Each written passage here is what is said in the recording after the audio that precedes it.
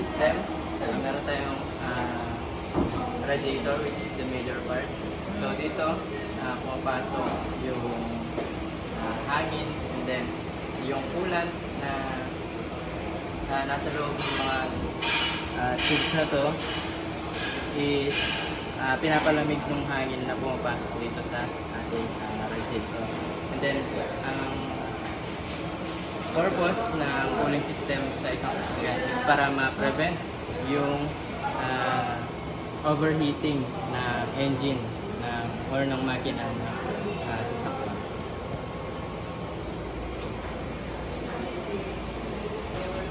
In addition, meron tayong dalawang types ng cooling system. Merong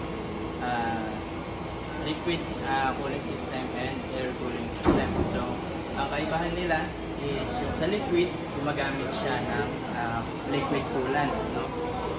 Or water.